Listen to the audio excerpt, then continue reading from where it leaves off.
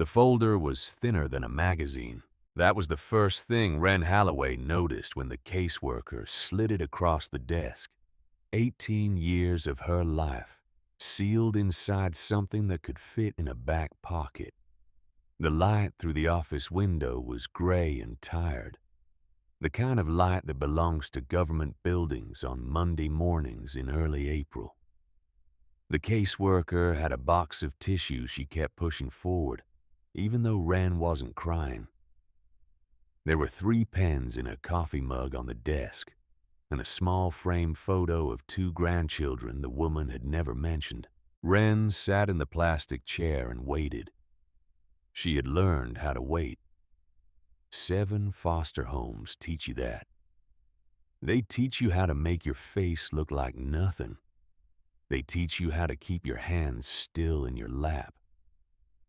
They teach you that the worst thing you can do in a room full of people deciding your future is to make a sound. So Wren made no sound. The caseworker spoke softly the way people do when they are about to say something that does not need softness. She was sorry. The state of Virginia had no further obligation. Wren's bed at the group home would be reassigned by Friday. There was a check for $43. There was the folder. There were no other living relatives on record. There was a directory of resources stapled to the back page, but the woman warned her that most of the phone numbers in it had not been updated in some time. Wren opened the folder. A birth certificate, March 12th, 2006. Mother listed as May Holloway. Father unknown. Place of birth, a hospital in a county Wren had never been able to find on a map. A single Polaroid clipped to the inside of the folder. A toddler on a linoleum floor in clothes 2 sizes too big. One small hand reaching out toward the edge of the frame, reaching for something the camera had not bothered to capture. The toddler in the photo had her eyes. She had carried that photograph in her wallet for as long as she could remember. Through every placement, through every new school, through every last day.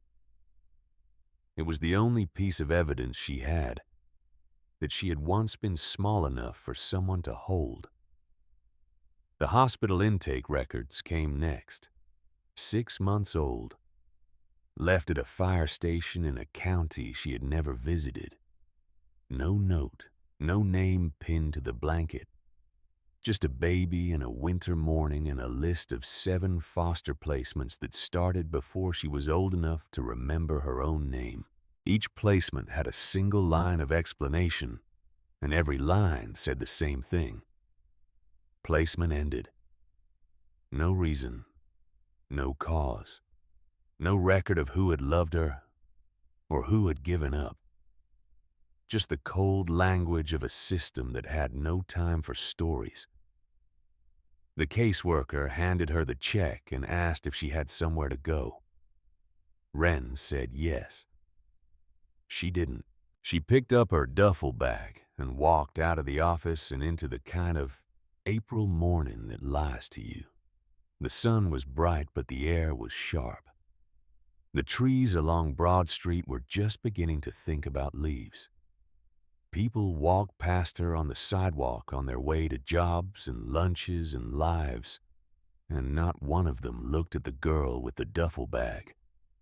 Because there is no part of the world less visible than an 18-year-old with nowhere to be. Wren stood on the corner for a long time. She did not know yet that she would remember that corner for the rest of her life. She did not know yet that the woman who had handed her $43 in a folder thinner than a magazine had given her the last piece of paperwork the state of Virginia would ever sign on her behalf.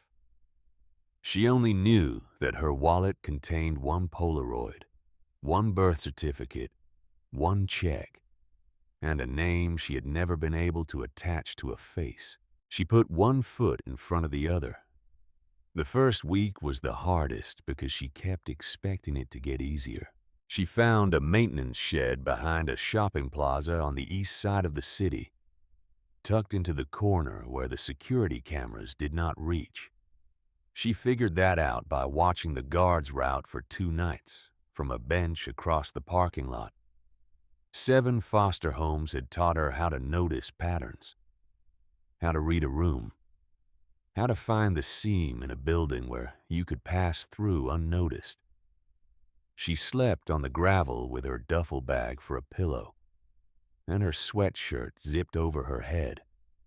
And in the morning, she folded her sleeping bag tight and hid it behind a rusted condenser unit so she could carry less weight on her back during the day. She ate at a soup kitchen on Tuesdays and Thursdays. On the other days, she bought the cheapest food she could find. A loaf of bread lasted 3 days if she rationed it.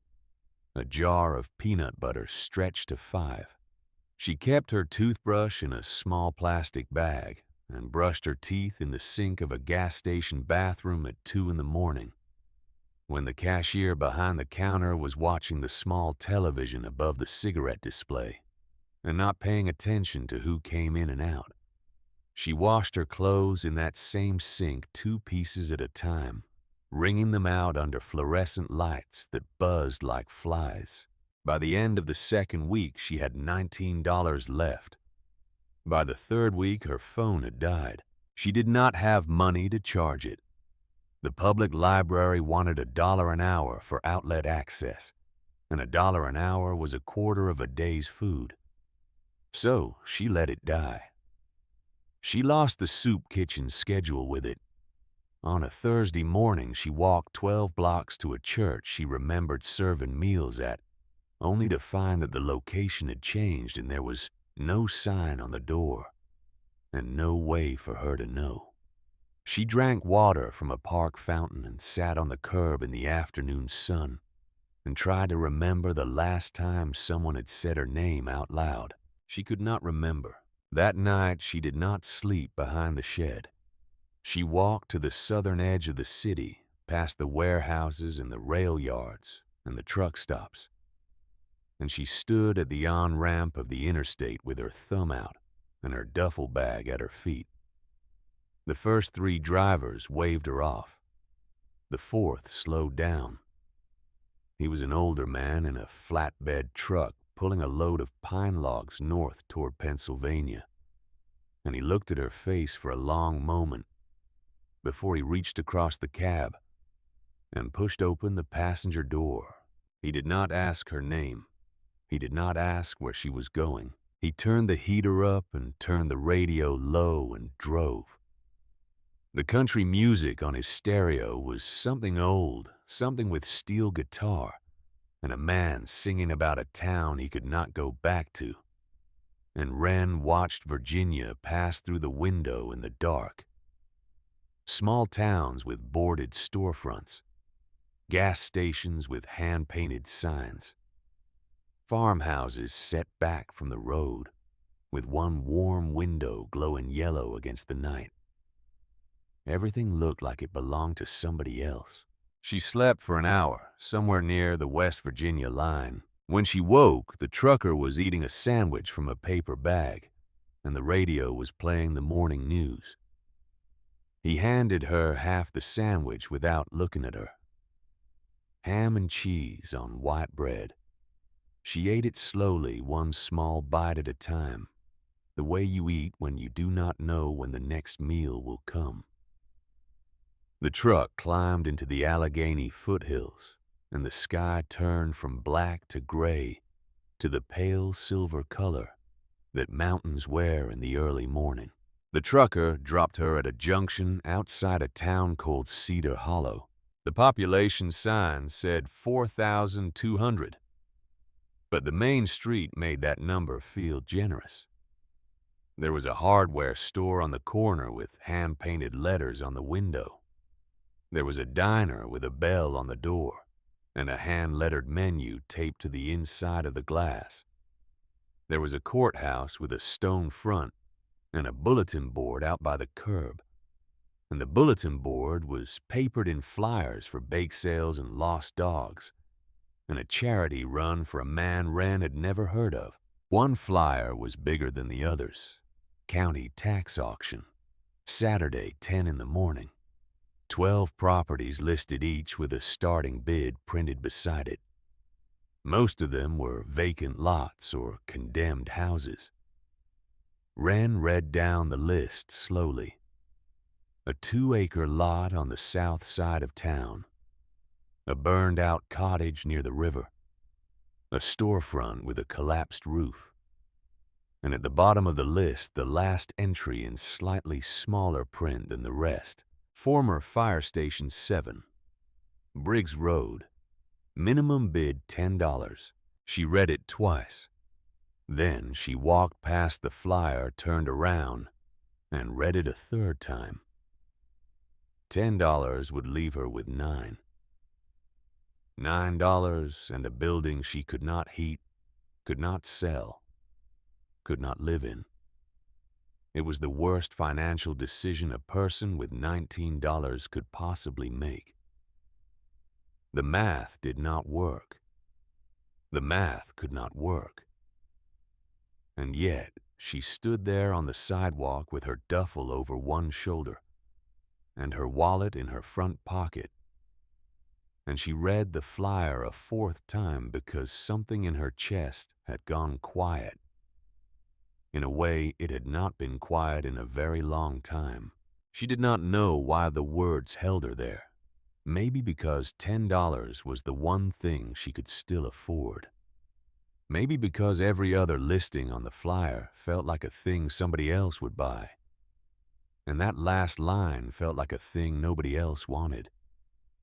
She had been the thing nobody else wanted for a long time. She knew the shape of it. She spent Friday night under the overhang of a closed gas station, 2 blocks from the courthouse, watching her breath in the cool April air and running the math over and over in her head. The answer never changed. It was a terrible idea. By morning, she had decided to do it anyway. Saturday was overcast. The auction was held on the courthouse steps. About 30 people sat in folding chairs on the lawn, while a county clerk read property descriptions into a microphone. A man in a polo shirt bought a house on one of the side streets for $1,200 and barely looked up from his phone. Another lot went for $8. A vacant parcel with a condemned shed brought $4. The bidders were local. They knew each other. They waved and nodded and raised their paddles with the ease of people spending money they would not miss. Wren sat in the last row. Her duffel bag was on the grass between her feet. Her hands were folded in her lap. The other people in the chairs had glanced at her once, when she sat down, and then looked away the way people look away from things they cannot place. She kept her eyes on the clerk and waited. The morning fog had lifted off the lawn, but the sun had not yet burned through the cloud cover, and the stone front of the courthouse was the color of old bone. The fire station came up last. The clerk lifted the page on her clipboard and read the description into the microphone in the flat voice of a woman who had done this 1,000 times. Property 12. Former Fire Station 7. Briggs Road. Single-story brick and steel construction. Approximately 4,000 square feet. Decommissioned in 2013. County assessment notes. Structural deterioration, water intrusion, and significant interior damage. Minimum bid is $10. Nobody moved.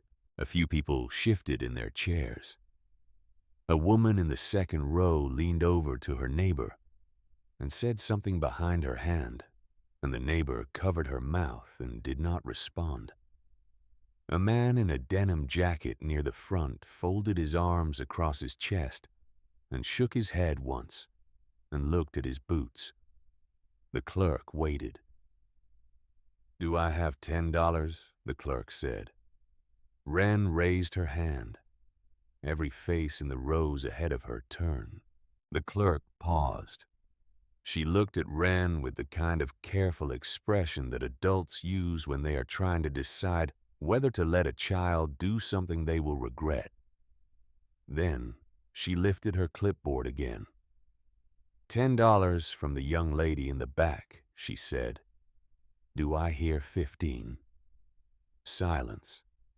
$10 going once. A woman in the second row, the one who had whispered behind her hand, turned all the way around in her chair and looked at Wren for a long moment. Her face was not unkind. Her face was the face of a person who has watched somebody pick up a hot pan with bare hands and is too late to stop him. $10 going twice, the clerk said. The clerk let the silence hang. Sold. Nobody clapped. Nobody congratulated her. The man in the polo shirt gathered his papers and walked to his truck without looking back. The woman who had turned to look at Wren said something to her neighbor, and the neighbor shook her head, and the two of them stood up and walked off across the lawn with their heads bent together. Wren stayed in her chair until the clerk called her name. She walked to the table at the front and signed the deed on a single sheet of paper and handed over a $10 bill from her wallet. The clerk gave her a key on a plain metal ring and a thin manila envelope with a copy of the deed inside. The clerk's nameplate read, Margaret Hayes. Margaret Hayes watched her fold the deed and put it into her duffel bag. "You know what you're getting into?" Margaret asked. Wren said no. Margaret almost smiled. "Good luck with that one," Margaret said. She walked 3 blocks off the main street. The deed in her bag and the key in her pocket and the weight of $9 in her wallet. And she found the station set back from the road on a cracked concrete pad with weeds pushing through every seam in the slab. The brick walls were darkened by years of weather. The bay doors at the front were jammed half open, and one of the side windows was boarded with a sheet of plywood that had warped at the corners. The roof line dipped slightly at the back. A row of dead grass ran along the foundation where rain had carved a small ditch. She stood on the concrete pad and stared at it. The building looked like something the town had decided to forget. She ducked under the bay door and stepped inside. The truck bay took up the front of the building, a wide concrete floor, stained dark with decades of oil and brake fluid. Half the ceiling tiles had fallen and lay in cracked white pieces along one wall. Water had pooled near a clogged floor drain, and a stripe of mildew climbed the cinder block from the corner where the pool was deepest. Glass from a broken light fixture lay scattered in a half circle near the back wall. But the brick walls were solid. The steel beams overhead showed surface rust, and nothing worse. The floor under the mess was level and sound. Her third foster father had been a contractor. He had been the only one of the 7 who had ever made her feel useful. He had taken her out to job sites on Saturdays when she was 12 and put a hammer in her hand and a level in the other and taught her how to read a wall, the way a doctor reads a body. He had told her that a building never tells you what is wrong with it on the surface. You have to listen for the place where the sound changes. You have to feel for the place where the air does not move right. You have to look for the part of the structure that does not match the part beside it. That foster placement had ended after 6 months. The man's wife had decided she did not want a girl in the house, but what he had taught her stayed. She stood in the truck bay and read the building the way he had taught her to read it. The roof beams were sound. The brick was solid. The floor was level. The water damage was surface only. The mess was neglect, not collapse. This building had not died. Somebody had just left it alone too long. Somebody had stopped paying attention. And the strange thing, the thing that pressed against her chest as she stood there, with her duffel still over her shoulder, was that this building did not feel abandoned the way the foster homes had felt. It did not feel like it had been emptied out and discarded. It felt like it was waiting. She spent the rest of the afternoon clearing the bay. A push broom in the utility closet handled the broken glass. She dragged the fallen ceiling tiles into a pile near the bay door and unclogged the floor drain with a piece of bent wire, and the standing water drained on its own. By evening, she had cleared a clean rectangle of concrete in the far corner of the bay, about 10 feet on each side, dry and even and free of debris. She unrolled her sleeping bag in the center of it. She ate the last of her peanut butter straight from the jar. 3 swipes with her finger and the jar was empty. She licked her finger and set the jar next to her duffel and sat with her back against the brick wall and looked around the cleared space. The concrete was clean. The walls stood straight. The beams held the roof without complaint. It was a simple thing, maybe the simplest thing in the world, but Wren could not remember the last time she had been somewhere that felt this solid. Every foster home had thin walls and shared rooms and rules posted on the refrigerator, and somebody else's name on the mailbox. This place was 4,000 square feet of nobody telling her where to sit. She pulled the Polaroid from her wallet and held it in the fading light. The toddler on the linoleum floor, the hand reaching for the edge of the frame, her own eyes looking back at her from a face she could not remember being. She studied the picture the way she had studied it 10,000 times before. And for the first time it occurred to her that maybe there had been someone on the other side of that reaching hand. Maybe somebody had been standing just outside the frame. Maybe she had not been reaching for nothing. She put the Polaroid back in her wallet. She lay down on the sleeping bag. The concrete was cold through the fabric, and the air in the bay smelled of brick and old oil, and the green smell of weeds pressed against the foundation outside. The ceiling above her was open beams and wiring. It was the first roof she had had over her head in 3 weeks. She slept straight through until morning. Daylight changed everything. Sun came through the east windows and lit the truck bay in pale yellow stripes that crossed the concrete floor and reached the far wall.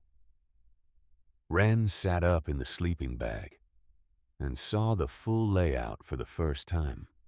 The bay took up the front 2/3 of the building. Behind it, a cinder block partition led to a narrow hallway with rooms on either side. A bathroom with the door off the hinges. A small kitchen with a counter and a sink and nothing else. A bunk room with 4 metal bed frames bolted to the walls and the mattresses long gone. She tested the faucets. Dry. She flipped the switches. Dead. The building had been cut off from everything, but the pipes were intact, and the breaker panel in the utility closet still had switches in it, and reconnection was possible. Not today. Not cheap. But possible. Past the bunk room at the very back of the station, she found the locker bay. 6 steel lockers stood in a row against the far wall. Each one was about 2 feet wide and 6 feet tall, painted red with white number plates, screwed to the doors 1 through 6. The lockers were bolted to the concrete floor at the base and pushed flush against the wall behind them. She opened them one by one. Empty. dust and bent wire hangers. The fourth had a pair of cracked rubber boots with the soles separating. The sixth had a photograph taped to the inside of the door, faded almost white by years of sealed darkness but still readable. A group of men in turnout gear standing in front of the station with a fire engine gleaming behind them. The corner of the photo was dated in pencil 1994. She closed the locker door and stepped back. That was when she saw it. Every wall in the station was red brick with white mortar. Same pattern, same texture, same color inside and out, consistent throughout the building. But the wall behind the lockers was cinder block, gray, different mortar. The seam where cinder block met original brick was visible on both sides of the row. A clean vertical line that ran from the floor to the ceiling. Somebody had built this wall after the station went up. It was not part of the original structure. Wren pressed her palm flat against one of the blocks. Cold, colder than the brick behind her, which had warmed in the morning sun. She knocked with her knuckle and the sound was solid in the center. The dull thud of a wall doing what a wall is supposed to do. But near the left edge, past the last locker, the sound changed. She knocked again. Hollow. A different kind of hollow than the rest, deeper. Like the sound of a thing with space behind it. She got down on her knees and pressed her cheek against the floor. At the base of the wall on the far left side, the blocks did not quite meet the concrete. There was a gap. Half an inch, maybe less. She held her hand in front of it and waited. After a moment, she felt it. Cool air, steady, flowing out from somewhere behind the wall, slow and patient, the breath of a room that had been holding it for a long time. There was a room back there, sealed off, walled in, hidden behind 6 bolted lockers that nobody had moved in years. She grabbed the end locker and pulled. Nothing. The lag screws were rusted into the concrete and the frames were welded together at the seams, the whole row, one continuous unit. She braced one foot against the wall and pulled harder. The locker did not shift a millimeter. She needed tools she did not have. She stood up and walked out through the truck bay, ducking under the jammed door into the morning light. Across the street, a hardware store sat on the corner. The sign above the door was hand-painted in letters that had been repainted so many times the edges had built up thick. Mercer Hardware. The window display was a pyramid of paint cans and a wooden sign that read, "Open."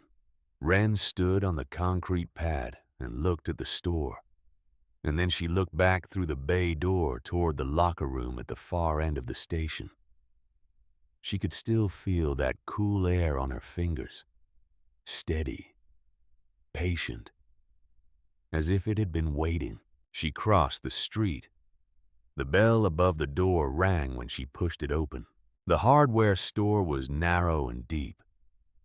Shelves stacked floor to ceiling with tools and fasteners and cans of paint arranged in a system that only made sense to the person who had built it. A radio on the counter played a country station at low volume. A man stood behind the register. Late 50s, broad shoulders, the kind of build that comes from a lifetime of lifting things. He had reading glasses pushed up on his forehead and a pencil tucked behind one ear. He looked up when she walked in and did not say anything for a long moment. "Help you," the man said. "I need a socket wrench," Wren said, "and maybe a pry bar." The man studied her. She was used to being studied. She stood still and let it happen. The man's eyes moved from her face to the duffel bag, still slung over her shoulder, then back to her face, and something behind his expression seemed to settle. "What are you working on?" the man asked. "The fire station," Wren said. "Across the street." The man's expression shifted, but only slightly, the way still water shifts when a stone drops into the deepest part of it. "You're the one who bought it at the auction," he said. "Word travels fast," she said. "Town this size," the man said. "There's not much else to talk about." He came around the counter and led her down an aisle. He moved like a man who had walked this floor 1,000 times. He pulled a red plastic case from a low shelf and handed it over without looking at the price. "Socket set is in here," the man said. 3/8 and 1/2 inch. Pry bars are on the end. This will handle most bolts up to 3/4 inch. Wren turned the case over and found the price sticker. $22. She had 9. "I have $9, she said. She did not see the point in pretending. The man looked at her. Then he looked out the front window toward the station. The morning sun had reached the brick of the front wall and turned it a soft red brown.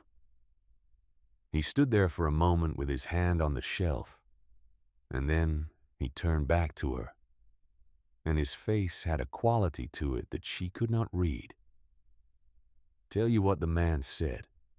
You take the socket set. Bring it back when you're done." "I'll pay you," Wren said. "I know," the man said. He held out his hand. "Hank Mercer. I own the place." Wren shook it. His hand was big and warm and dry. The skin across his knuckles was thick with years of small cuts that had healed into a kind of armor. "Wren Halloway," she said. The man's hand did not move, but something in his eyes did. A small flicker, the way a candle catches when a door opens somewhere in the back of the house. He held her hand for just a second longer than a handshake required. Then he let go and went back behind the counter. On his way, he stopped at a small refrigerator in the corner and pulled out a paper bag. He set it on the counter next to the socket set. "Sandwich and a coffee," he said. "My wife packs an extra." Wren looked at the bag. She had not eaten since the bread 2 mornings ago. "Thank you," she said. "Don't thank me," he said. "Just bring the tools back." She carried the socket set and the paper bag across the street. She sat on the concrete pad outside the station with the bag on her lap and ate the sandwich first. Ham and cheese and mustard on wheat bread. The coffee was black and still warm. She ate slowly and tried to remember the last time somebody had handed her food without asking for paperwork first. The bread was fresh. The cheese was sharp. The coffee burned her tongue and she did not mind.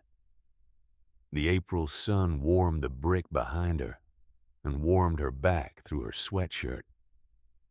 And for a long minute she just sat there with her eyes closed and her hands wrapped around the paper cup. When she opened her eyes again, Hank Mercer was standing in his doorway across the street. He was not looking at her. He was looking at the station. Then he turned and went back inside. Wren got to work. The lag screws holding the lockers to the floor were 3/8 inch rusted solid, but the socket wrench had leverage on its side. She worked them one at a time, spraying each bolt with water from a bottle she had filled at a park fountain on the way in, letting the water soak into the threads. The first screw took 15 minutes. The second one took 12. By the third locker, she had the angle figured and they came faster. Each locker she freed, she dragged to the side of the bay. Steel on concrete. A long, shrieking screech that echoed through the empty building and made the loose ceiling tiles tremble against one another. One by one, the row came apart. 4 lockers. 5. 6. An hour and a half of steady work, and the cinder block wall behind them stood fully exposed. Now she could see what the lockers had been covering. A door. Heavy steel. Painted red. The paint faded to a dull rust that nearly matched the cinder block around it. The frame was set into the wall flush, no trim, no decoration. Nothing to suggest there was anything behind it. Stenciled across the center of the door in white letters so faded she had to step close to read them were 2 words, Chief, and below that in smaller type, Private. She tried the handle. Locked. The key from the auction, the one Margaret Hayes had handed her on the courthouse steps, did not fit. She wedged the pry bar into the gap between the door and the frame and leaned her weight into it. The lock was old. The frame was older. On the 3rd pull, the bolt snapped with a clean, dry crack, and the door swung inward with a low groan that sounded almost like a sigh. Cool air poured out. The same cool air she had felt through the gap at the floor, now washing over her in a steady stream, carrying the smell of old paper and dust, and the faintly chemical scent of sealed darkness. She stepped inside. A metal desk sat against the far wall.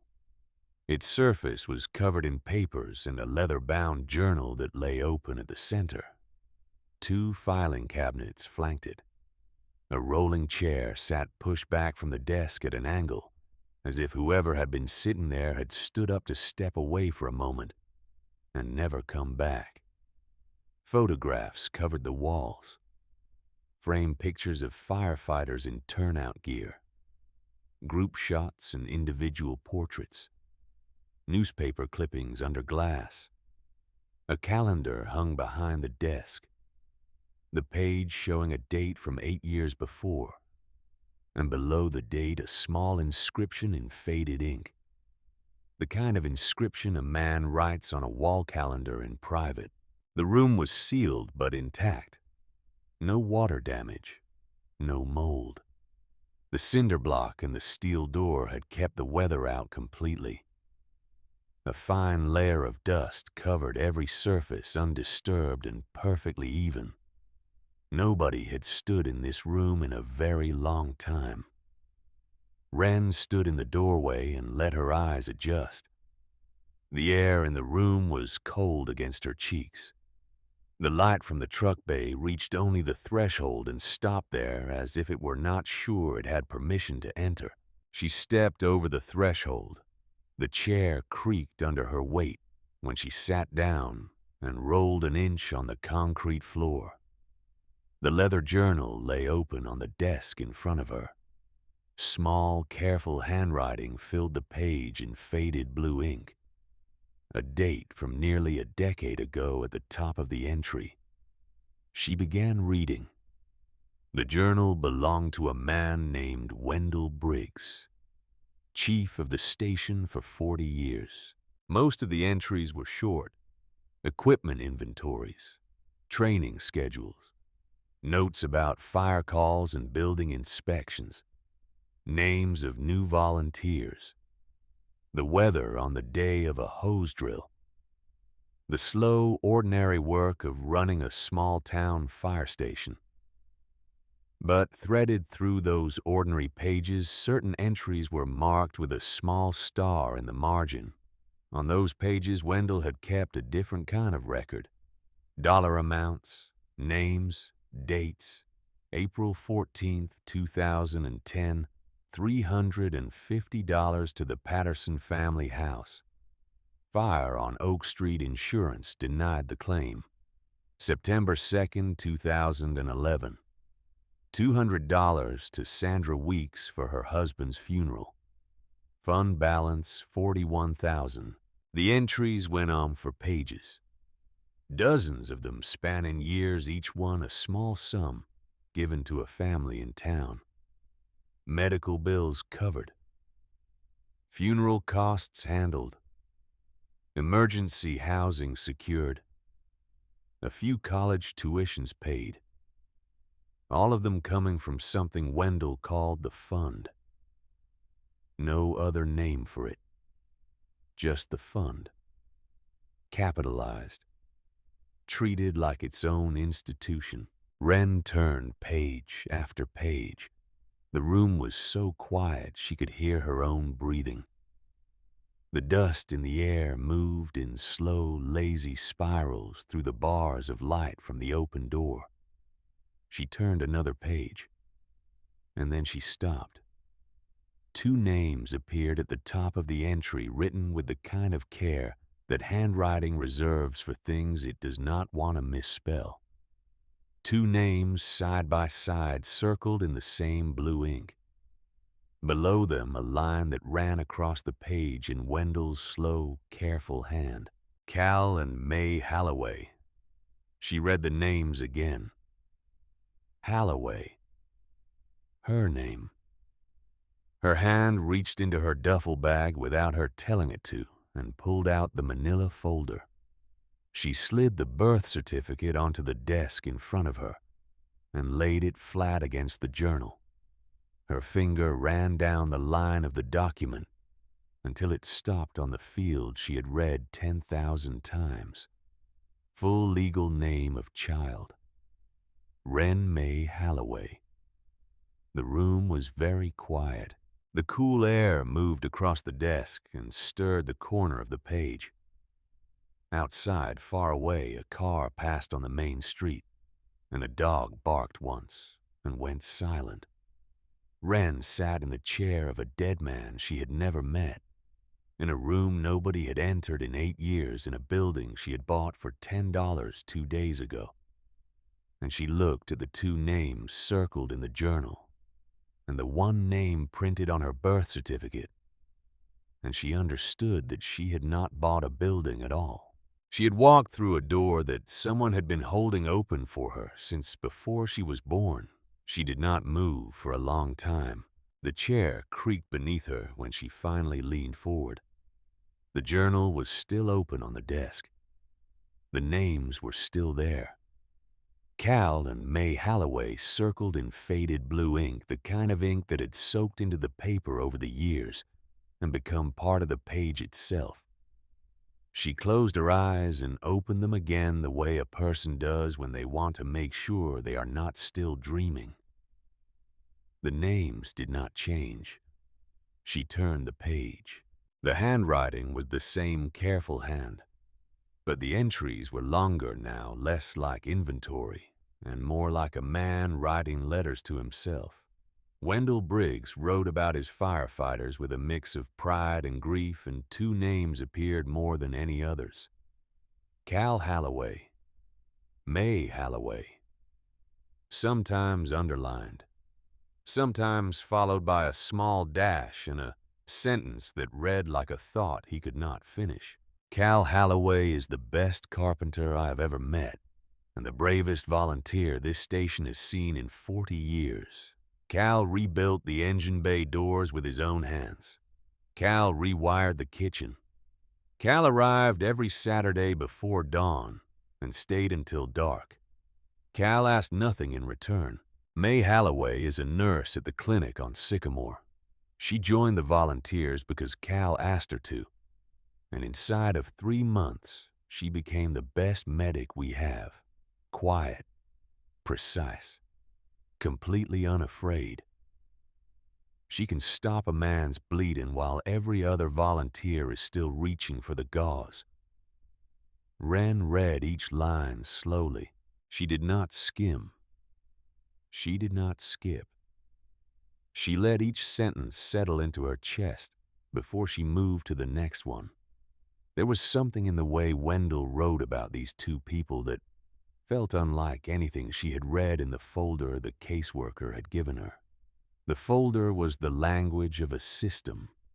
The journal was the language of a man who had loved someone. Then she came to a line that stopped her. Cal and May Halloway did not die in a fire. They ran into one to save 14 children.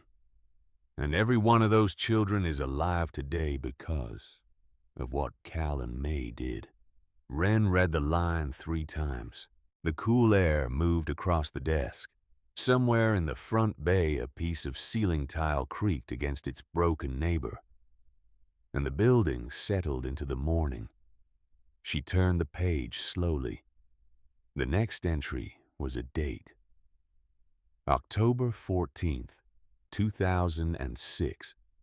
The handwriting on that page was different from the rest. It was the same hand, but the letters were smaller and pressed harder into the paper, as if Wendell had been writing through something that pushed back against the pen.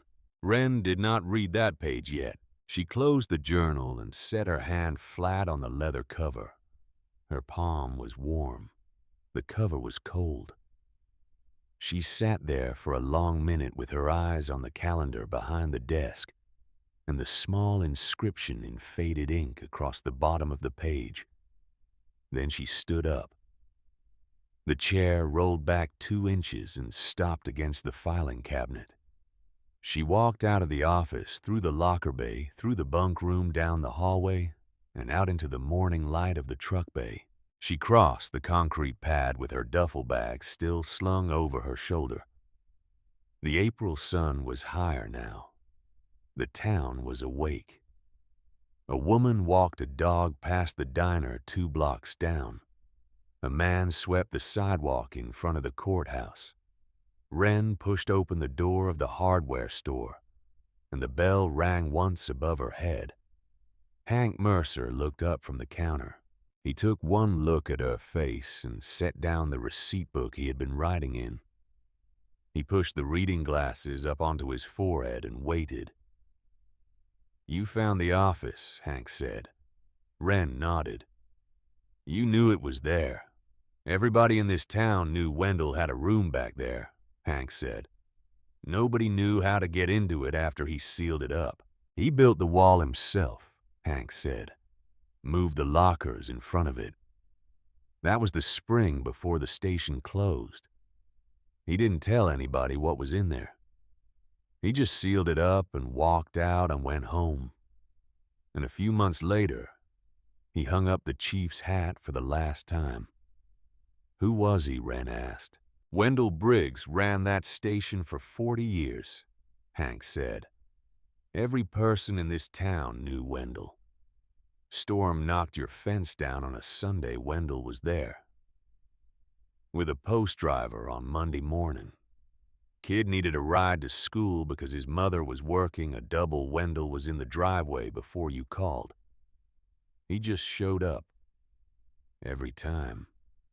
He never explained himself. He never asked for thanks. He just kept showing up until the day he didn't. What happened to him?" Hank looked at her for a long moment. "Heart attack," he said. "In the spring of 2016. 8 years ago, this May.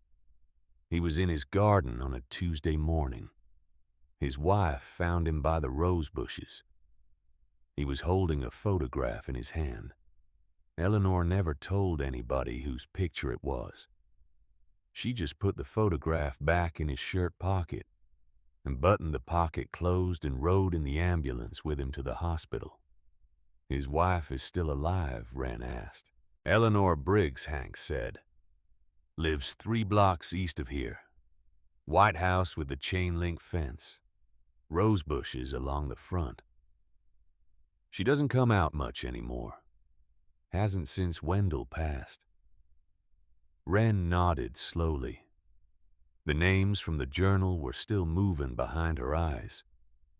Cal and May Halloway. 14 children. A fire.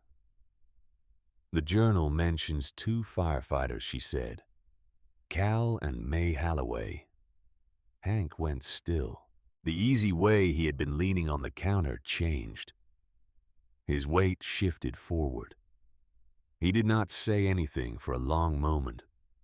His hand came up to the bridge of his nose and pressed there once and dropped. "I knew them," Hank said. "What happened?" "October of 2006, Hank said. The old elementary school on Maple Street caught fire in the middle of the day. Electrical fault in the boiler room. The whole second floor filled with smoke in less than 10 minutes. 14 kids trapped on the upper hall. Every volunteer this station had responded that day. Cal and May went in first. They were the first ones through the front door and the first ones up the stairs. They got every one of those children out, carried them through the second floor windows down onto the rescue tarp. The volunteers had stretched along the side of the building." He stopped. He was looking at a point on the wall above her head, and his jaw was set in the way a jaw is set when a man is choosing his next sentence carefully. The stairwell collapsed before Cal and May could get back down. Hank said. They didn't make it out. Wren's throat closed. She did not know why. They were strangers to her. They were names in a journal and faces she had never seen. But her own name was on the birth certificate in the duffel bag at her feet, and the journal had her name in it twice. Did they have family? She asked. They had a baby girl, Hank said. 6 months old at the time. No relatives anyone could locate. The state took her. She went into the foster system. Wendell spent the rest of his life trying to find that child. Wren did not say anything. Her hand moved on its own. It went into her wallet and came out with the Polaroid. The toddler on the linoleum floor, the hand reaching toward the edge of the frame. She set it on the counter between them. Hank looked down at the photograph. His face did not move at first. Then it did in a small, slow way like ice cracking under a heavy weight. He picked up the Polaroid with the careful hands of a man who has spent his whole life learning not to break things. Wendell carried a picture in his wallet, Hank said. For 18 years. It wasn't this one, but it was a baby with the same face. Wren did not know what to say. Hank handed the Polaroid back to her. He held it out flat on his palm so she could take it without touching his hand. And there was a kind of dignity in the gesture, as if he understood that the thing he was returning to her was the only piece of evidence she had ever owned, that she had once belonged to someone. You should go. See Eleanor, Hank said. She knows about me. Eleanor has been waiting for you for a long time, Hank said, whether you came or didn't. Wren walked the 3 blocks east with her duffel bag over her shoulder and her hand around the Polaroid in her pocket. The houses on this side of town were smaller, set close to the street, with narrow lawns and wood siding that had been painted and repainted in colors that had faded in different ways. She counted the houses as Hank had told her. The third one had a chain-link fence and rose bushes that had been tended once but were now half wild. A porch with 2 wooden chairs and a side table holding a coffee mug that looked like it had been sitting there for several days. The mailbox said Briggs. She stood at the gate for a moment with her hand on the latch. Then she opened it and walked up the path. The porch boards were soft under her feet. The kind of soft that comes from years of weather that nobody has gotten around to fixing. She knocked on the door. It took a long time. She heard movement inside. Slow, careful movement. A cane on a wooden floor. The slide of a chain lock and the turn of a deadbolt. Then the door opened halfway, and a woman looked at her through the gap. The woman was small, thin, white-haired. Wire-frame glasses sat on the end of her nose, and her eyes behind them were sharp and pale blue, the color of a sky in late winter. She was 80 years old or older.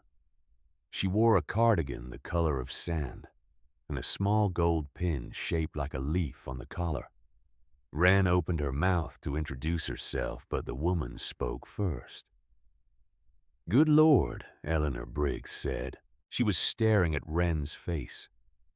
Her hand came up and gripped the edge of the door, and her knuckles went white.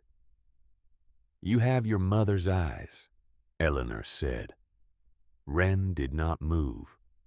"Ma'am," she said, "my name is Wren Halloway. I bought the fire station at the tax auction on Saturday. I found a room behind a wall, and I was hoping you could help me understand what I'm looking at." "I know who you are," Eleanor said. "I've been waiting for you for 18 years. Come inside." Eleanor's living room was small and full of photographs. A couch with a crocheted blanket folded over one arm. A bookshelf along the back wall with paperback novels lined up by their cracked spines. A television in the corner that did not look as if it had been turned on recently. A clock on the mantel that ticked steadily in a room otherwise full of stillness. The house smelled like tea and lavender soap and the faint smoke of a wood stove that had been lit on the coldest mornings of the winter, and not lit since. Eleanor moved slowly to the kitchen. She put a kettle on the stove. Her hands shook when she lit the burner, but she did not spill anything. Wren sat at the kitchen table and waited. The duffel bag was on the floor at her feet. The Polaroid was on the table in front of her face up. "Wendell told me you would come," Eleanor said. Her back was to Wren. She was watching the kettle the way old people watch the things they put on a stove. "He said it might take years. He said you might never come at all, but he believed you would." "How did you know it was me?" Wren asked. Eleanor turned and looked at her. "Because you look exactly like your father," she said. "Same eyes, same shoulders, same way of standing in a doorway and deciding whether it is safe to walk through." She brought 2 mugs to the table and sat down across from Wren. The kettle had not whistled yet. Eleanor did not seem to care. She wrapped her thin hands around her mug as if it were already full of tea, and looked at the Polaroid on the table. "That was taken at our house," Eleanor said. "The linoleum is the kitchen floor at the old place on Sycamore. We moved out of that house the year after your parents died. Wendell could not stand to keep going past the room your mother used to walk through on her way to the back door." Wren picked up the Polaroid and looked at the floor pattern. She had never noticed the linoleum before. The squares were yellow and white in a checkerboard. The toddler in the picture was reaching toward the edge of the frame towards something the camera had not bothered to capture, and Eleanor's voice came soft across the table. "You were reaching for Wendell," Eleanor said. "He was sitting on the floor about 4 feet away from you, just out of the frame. You were learning to walk, and he was holding out his hands, and you were trying to get to him. The picture is yours. I have always thought that. I just couldn't get it to you." Wren set the photograph down. Her hand was shaking. "Tell me about them," she said. Eleanor took a long breath. The kettle began to murmur on the stove, and she stood up to take it off. She poured the hot water into both mugs and sat down again. Her movements were careful and slow and certain. "Cal was a carpenter," she said. "He built houses for a living. He came to the station every Saturday to fix whatever was broken. Wendell used to say Cal could make a wall plumb with his eyes closed. He rebuilt the engine bay doors. He patched the roof twice. He fixed the plumbing the year the county said they could not afford a contractor. He had hands like a man who had been working with wood since he was a boy. Wren listened. Her own hands lay on the kitchen table. The knuckles were the same shape as her father's, she thought. But she did not know that yet. She only knew that she was sitting in a small kitchen in a town she had never heard of. And a woman she had never met was telling her about people whose blood ran through her own veins. May was a nurse, Eleanor continued, at the clinic in town. She joined the volunteers because Cal asked her to. Within 3 months, she was the best medic the station had. Quiet, steady, completely unafraid of any kind of injury. She could put her hands on a man bleeding from an artery and make her hands stop shaking by force of will. Wendell said she had the steadiest hands he had ever seen on a person under 30. They met at the station, Eleanor said, over fire drills and pancake breakfasts and long nights waiting for calls that sometimes never came. Wendell used to joke that the station was their church and the truck bay was their living room. They got married in the side yard of this house. Wendell walked your mother down the aisle because her own father had passed 2 years before. Your father cried during the vows. I have a picture of him crying somewhere in this house. I will find it for you. When did they have me? Wren asked. March of 2006, Eleanor said. May worked at the clinic until the week before you were born. Cal painted the nursery yellow because May told him yellow was the color of patience. He laid the floor himself. He built a wooden cradle in his shop and brought it to the apartment one night, and May cried when she saw it. She was not a woman who cried easily, but she sat down on the floor of that yellow nursery and put her hand on the side of the cradle and cried for almost an hour. You were the happiest baby I have ever seen, Eleanor said. Wren's eyes were wet. She did not wipe them. May used to bring you to the station in a car seat and set you on Wendell's desk while she ran drills, Eleanor said. You would sit there in that little seat and watch the volunteers move around the bay, and you would laugh. Wendell would lean over his desk and talk to you between calls. Once he told me he was negotiating an arrangement with you. He said he had explained to you that when you were old enough, you could come run the station. He said you had nodded at him. He believed it too. He told me about that arrangement for the rest of his life. Wren laughed. It was a short, broken sound. She did not know she had it in her. Eleanor laughed too. A thin, papery laugh, and the kitchen went quiet again, quiet. October 14th, Eleanor said. 2006. The school on Maple caught fire in the middle of the day. Electrical fault in the basement. The whole upper hallway filled with smoke in minutes. 14 children trapped on the second floor. Your parents were the first ones through the door. Cal led the way up the stairs. May went up right behind him. Eleanor's voice did not waver, but her eyes were wet. They got every child out, she said. Every single one. Cal kicked open the classroom door. May carried the smallest ones to the windows. They stretched a tarp along the side of the building, and the volunteers below caught each child as they came down. Cal handed children through that window for almost 6 minutes. May handed them too. The last child to come down was a little girl who could not have been more than 5 years old. Your mother wrapped her own jacket around that child before she handed her out the window, because the girl was wearing only a thin dress and the smoke was getting bad. The stairwell collapsed 30 seconds after the last child came down, Eleanor said. There was no warning. The whole structural support gave way. Cal and May were on the second floor when it went. They did not make it back to the windows. The fire reached them before the secondary rescue could. Eleanor lowered her eyes. The town had 2 memorials, she said. One at the church, one at the station. Wendell could not speak at either one. He just stood at the back of both rooms with his hat in his hands and looked at the floor.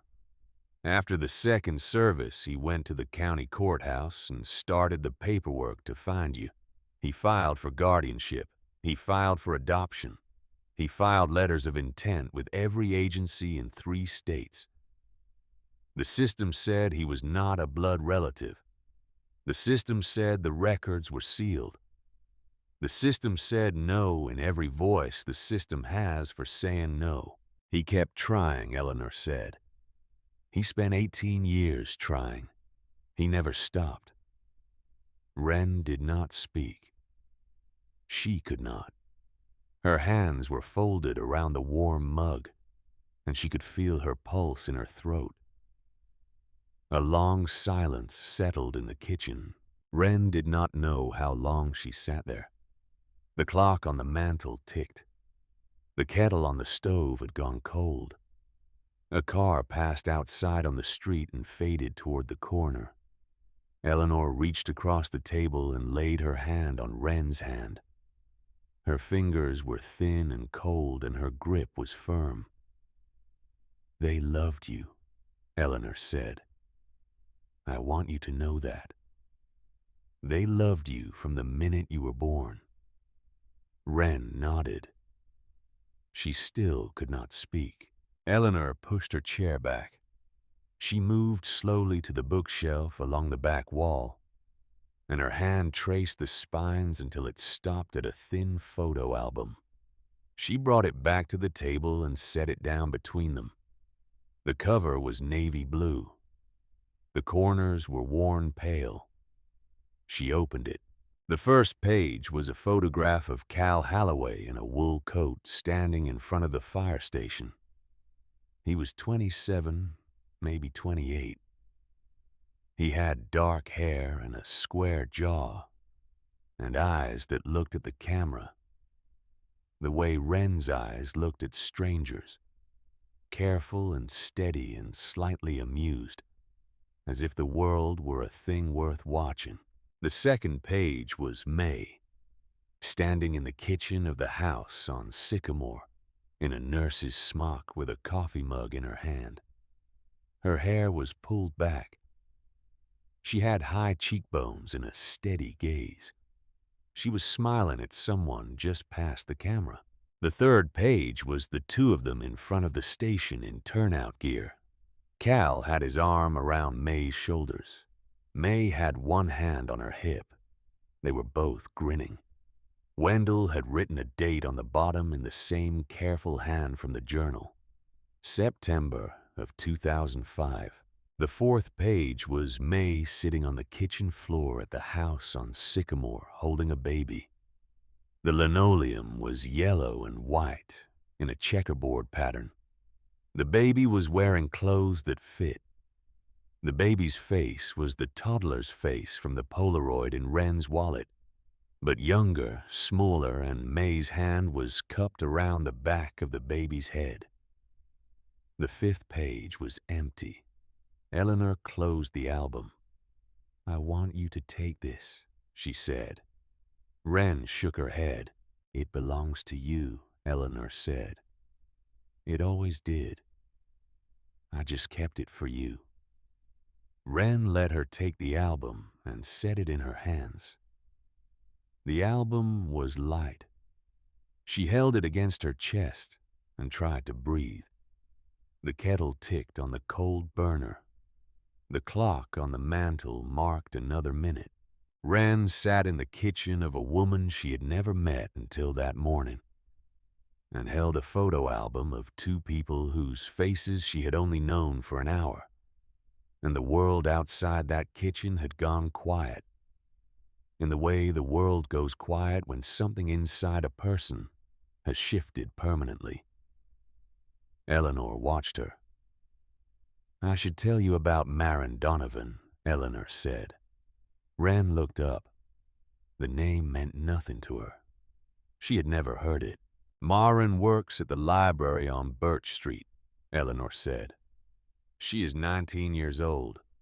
She has lived in this town her whole life. She comes to see me on Sundays and brings me books on tape because my eyes are not what they were. She has been waiting for you a long time, too." "Why?" Wren asked. "Because your mother saved her life," Eleanor said. "Marin was the last child your mother handed out the window. May wrapped her own jacket around Marin before she sent her down.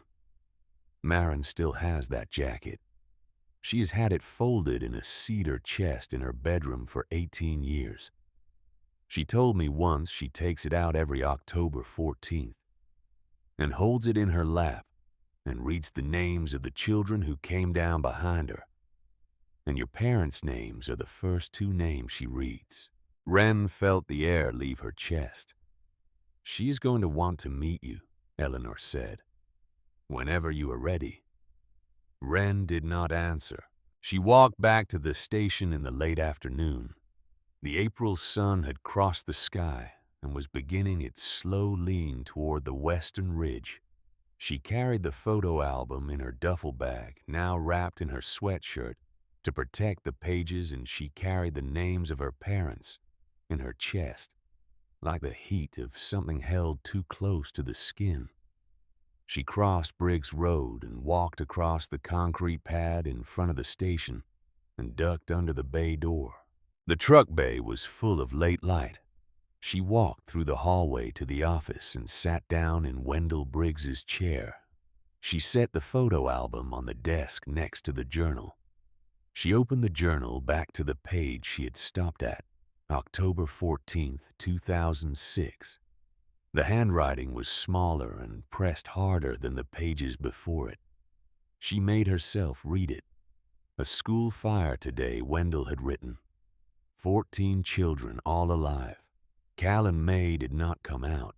I do not know how I will write the next entry in this book.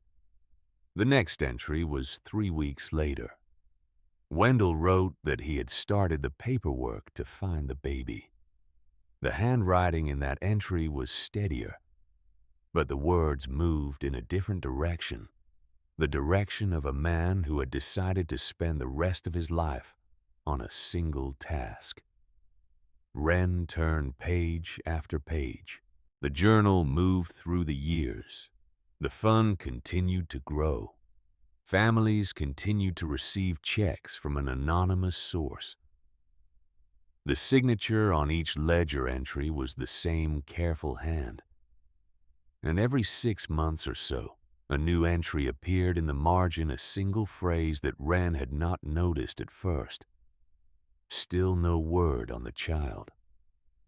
8 years of those entries. She read them all. It was almost dark when she heard a car door close out on Briggs Road. She walked to the bay and looked out. A black SUV was parked at the curb. A man stood beside it in a gray suit and polished shoes that did not belong on this concrete pad. He was looking at the building. He was not looking at her yet. She walked out to meet him. The man's hair was silver. He was in his late 50s. He carried himself like a man who had spent his life walking into rooms and being deferred to. He held a small leather portfolio in one hand and a business card in the other. "You the new owner?" the man said. "I am," Wren said. "Garrett Vance," the man said. He held out the card. "I develop commercial properties in this region. I have been planning a mixed-use project on this block for 2 years. Retail on the ground floor, apartments above, parking structure adjacent." He looked at the station. "This lot," he said, "is the parking structure." "It is not for sale," Wren said. Garrett's mouth made a small motion that was not quite a smile. "Everything is for sale," he said. 5,000 cash, right now. That is 500 times what you paid for it." "It is not for sale," Wren said again. Garrett looked at her for a long moment. He looked at her sneakers, which were worn through at one toe. He looked at her duffel bag inside the bay door. He looked at her face. Whatever calculation he had been running before now seemed to recalibrate. "The tax auction may not hold up," Garrett said. "There is a prior lien on this property that my attorney is reviewing. If the chain of title is improper, the deed reverts to the county, and the county has already agreed to sell this lot to me. I have the deed," Wren said. "It was signed by the county clerk on Saturday morning." "Deeds can be challenged," Garrett said. He slid the card into the breast pocket of her sweatshirt without quite touching her. "Think about it. 5,000. I can have a check here in the morning." He walked back to his SUV and got in and drove away. Wren stood on the concrete pad until the taillights turned the corner at the end of Briggs Road and disappeared. She went back inside. She sat at Wendell Briggs' desk in the gathering dark and looked at the safe under the desk for the first time. She had not noticed it that morning. It was bolted to the concrete, fireproof, gray steel, about the size of a small toolbox. There was no handle, only a keyhole. She got down on her knees and looked at it. There was no obvious way to open it. The lock was clean and dry. The key from the auction did not fit. The key Hank Mercer had loaned her did not fit. Nothing in the desk drawers fit. She sat back on her heels. 8 years of waiting was sealed inside that little gray box, and she did not have the key. She stood up. The April light was failing fast outside the small window. She walked out to the truck bay and stood in the open doorway and watched the last color drain from the western sky. The town was quiet. A porch light came on at a house down the block. Hank Mercer was closing the hardware store across the street. He turned the deadbolt and pulled down the shade, and he looked across the road at her once before he walked to his pickup truck and drove home. The rain started somewhere after midnight. Wren lay on the sleeping bag in the cleared corner of the truck bay and listened to the rain hit the flat roof. It was a steady rain, the kind that settles in for a long stay. Water dripped from a broken corner of the gutter and splattered against the concrete pad outside. The brick walls of the station held against the weather the way they had held against weather for 60 years. She turned her face toward the back of the building. The office door was open. The chief's desk sat in the dark behind it. The safe sat under the desk. 8 years of sealed paper. 18 years of a man's searching. A small gray box she could not open. She thought about her father's hands building a cradle in his shop late at night. She thought about her mother wrapping her own jacket around a 5-year-old girl named Marin Donovan and sending her out a second-floor window. She thought about a man named Wendell Briggs sitting in his garden on a Tuesday morning 8 years ago with a photograph of a baby in his shirt pocket and the May sun on his face. She did not sleep. The rain kept falling. Outside, somewhere across town, the street light at the corner of Briggs Road buzzed once and went steady. Inside the station in the back room, nobody had stood in for 8 years. The safe waited under the desk for a key Wren did not have. And somewhere in a small house 3 blocks east, An old woman lay awake in a single bed and held a brass chain in her hand and felt the weight of a key she had carried against her skin for 2,922 nights. The rain fell on the brick. The rain fell on the roof. The rain fell on the concrete pad outside where the cracks ran like rivers in the weak light from the street lamp. And Wren Holloway lay on her sleeping bag inside her own building and listened to a sound that for the first time in her life did not belong to anybody but her. The rain stopped sometime before dawn. Wren woke to the sound of water dripping from the broken corner of the gutter onto the concrete pad outside.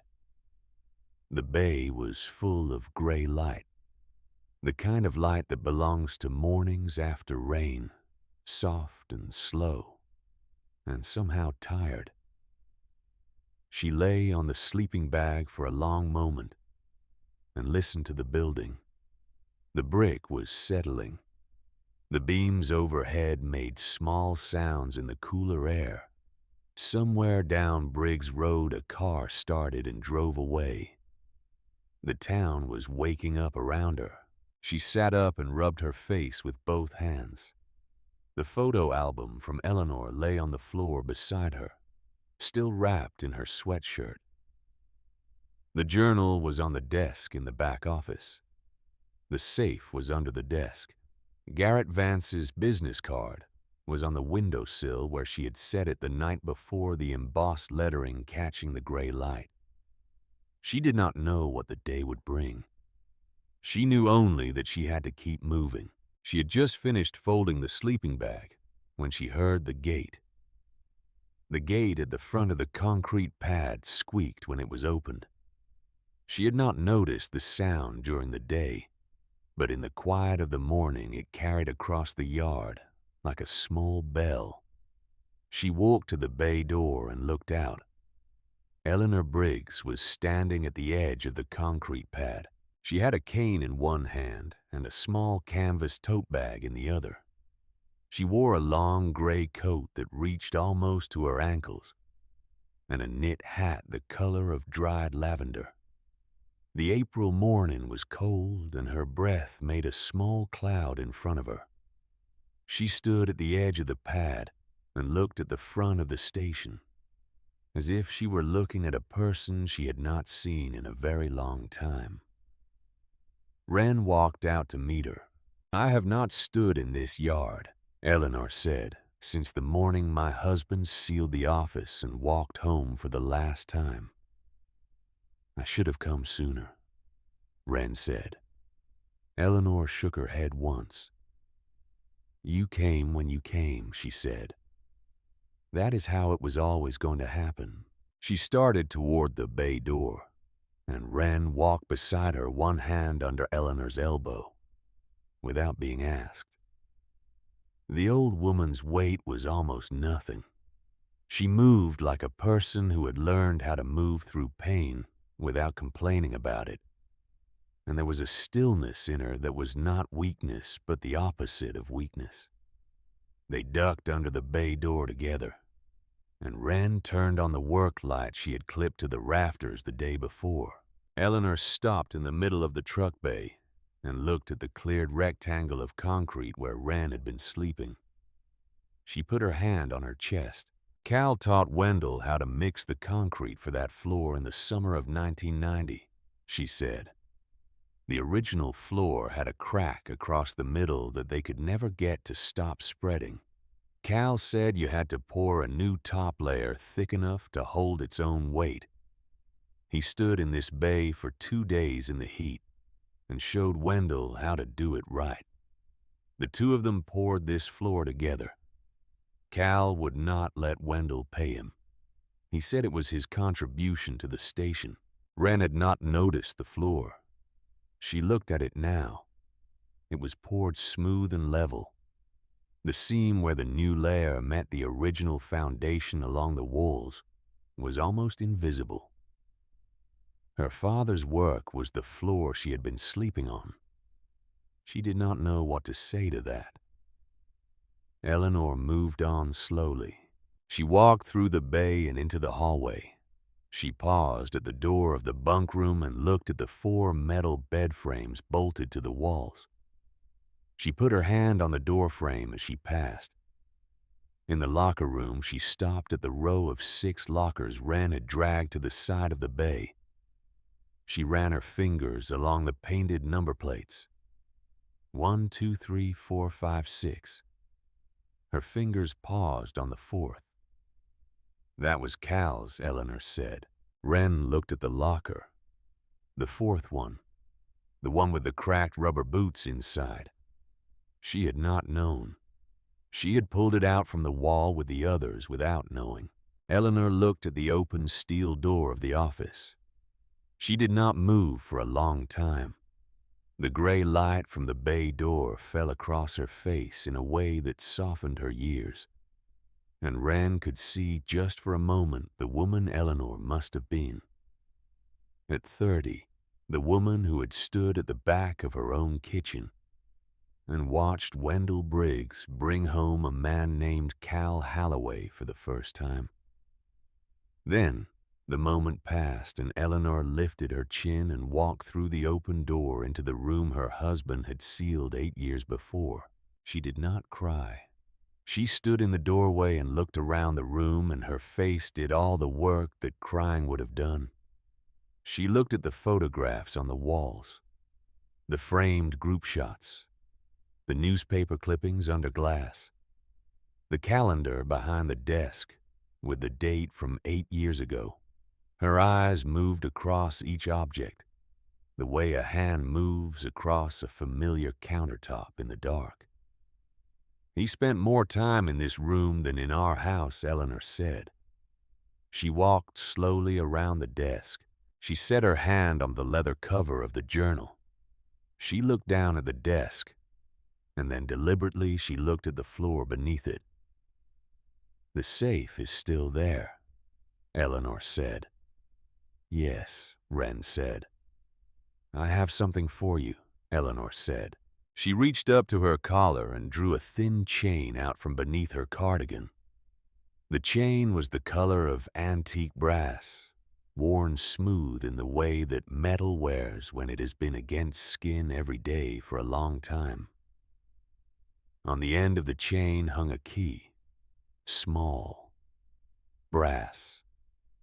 The bow shaped like a leaf, the same shape as the leaf pin on Eleanor's collar. Eleanor unclasped the chain at the back of her neck. Her hands shook, but she did not drop it. She slid the key off the chain and laid the chain on the desk. She held the key out to Wren on her open palm. Wendell gave me this the week before he died, Eleanor said. He told me to keep it until the day Cal and May's girl came home. He said he had no way of knowing when that day would be. He told me to wear the key against my skin so that I would not lose it, and so that I would remember every morning what I was waiting for. I have worn this key for 8 years, Wren.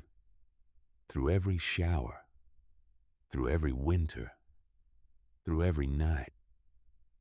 She took Wren's hand and pressed the key into it. She closed Wren's fingers around it. It is yours now, Eleanor said. Wren knelt down beside the desk. The safe was bolted to the concrete floor, gray steel. The keyhole was small and unmarked. She slid the brass key into the lock. The key turned a quarter turn and stopped. She turned it the other way, and the lock resisted for a moment, and then gave with a clean, dry click. That was the loudest sound the room had made in 8 years. The door of the safe swung open on its little hinges. Wren leaned over and looked inside. 3 items. A leather document folder, dark brown, cracked at the spine. A thick manila envelope sealed with packing tape and no writing on the outside. A white envelope sealed with red wax that had yellowed at the edges over the years. Across the front of the white envelope in the same careful blue ink from the journal, 2 words: Wren Halloway. She took all 3 out and set them on the desk. Eleanor sat down in the chair on the other side of the desk and put both hands flat on the surface the way a person braces against an oncoming wave. Wren opened the leather document folder first. Inside was a property deed. She read it slowly. The deed showed that 12 years earlier, in the spring of 2012, a man named Wendell Briggs had purchased a parcel of land at 15 Briggs Road, Cedar Hollow, Pennsylvania, from the county tax authority for the sum of $22,000. The seller of record was the county. The buyer was Wendell Briggs' individual capacity. The deed was signed, notarized, recorded with the county on the same morning it was issued.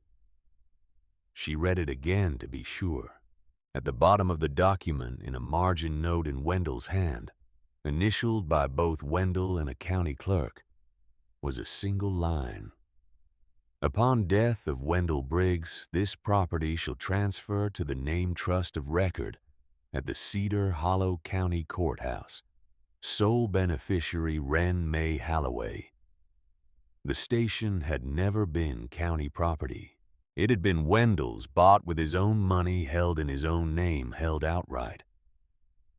The tax auction on Saturday had sold only the right to pay back taxes on a property Wendell already owned. The $10 Wren had paid had covered the unpaid taxes. The property had transferred to her through the trust the moment she signed the deed in Margaret Hayes' office. Wendell had not let the county tear this place down. He had bought it. He had paid for it himself. He had held it for her. She set the deed down. Her hand was steady, but her vision had narrowed to a tunnel that held only the desk in front of her and the woman across it. Eleanor was watching her. He said the station would find you, Eleanor said. He said it for the last 8 years of his life. Wren opened the manila envelope. Inside was a thick folder of bank documents, account statements going back 40 years, contribution records, page after page, each one a small handwritten entry. $50, $125, $200, sometimes more. The contributions came from names she did not recognize, dozens of them, hundreds of them, the names of every volunteer who had served at Station 7 across 40 years. The names of dozens of community members, the names of widows and grandchildren, and small business owners who had given $5 or $10 at a time. Across the decades, the deposits were small and steady. Some of them were marked with notes in Wendell's hand. Pancake breakfast, 2001. Car wash, summer 2008. Holiday fund drive, December 1987. The trust was titled Station 7 Community Fund. The beneficiary on the trust, named at the founding of the account and never changed, was Wren May Halloway. The most recent statement, dated 3 months before Wendell's death, showed a balance of $327,412.31. Wren read the number. Then she read it again. $327,000. 40 years of pancake breakfasts and car washes and small, steady donations from a town of 4,000 people. 40 years of a man writing one small entry at a time in a careful blue hand. 40 years of a fund nobody had ever known the full purpose of, set aside in a trust whose beneficiary had been a baby girl, whose name Wendell had not even known when he opened the account.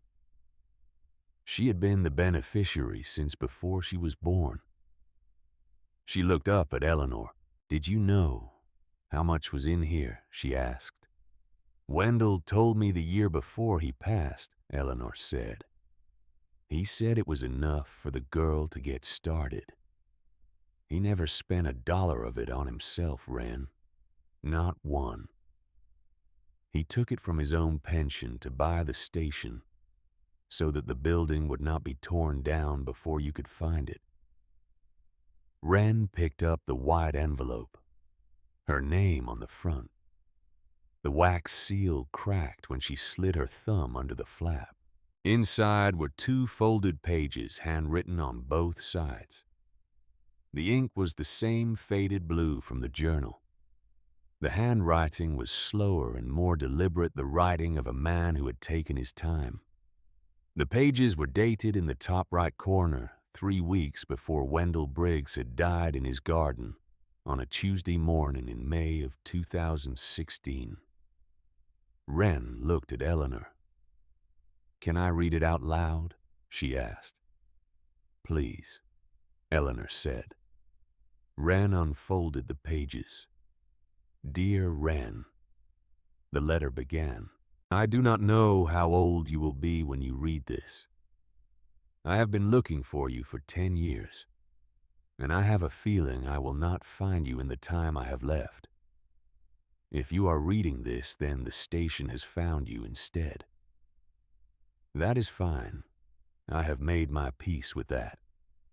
A building can be more patient than a man." Wren's voice was steady at first. It did not stay steady. "Your parents were Cal and May Halloway," Wendell had written. "Your father was a carpenter and the best volunteer firefighter I ever trained. Your mother was a nurse and the bravest woman I have known in my life. They served at this station for 4 years, and they loved every minute of it. They loved the work, and they loved the people, and they loved each other. When you were born, your father painted the nursery yellow. Your mother brought you to the station in a car seat and set you on my desk while she ran drills. You were the happiest baby I have ever seen." On October 14th, 2006, the old elementary school on Maple Street caught fire. 14 children were trapped on the 2nd floor. Your parents were the first ones through the door. They got every one of those children out. Every single one. The stairwell collapsed 30 seconds after the last child came down. Your father and mother did not die in a fire, Wren. They died running into one because there were children inside who needed them. There is no better way to describe who they were. "I tried to find you after the fire," Wendell had written. "I called the county. I called the state. I wrote letters. I hired a man to search for you. I spent more money on that search than I should have. The foster system had rules I could not work around. Nobody would tell me where you were. I spent 10 years trying. I never stopped. The man I hired said he was sorry. The county said it was the law. Every door I knocked on closed before I could get my foot inside." Wren turned the page.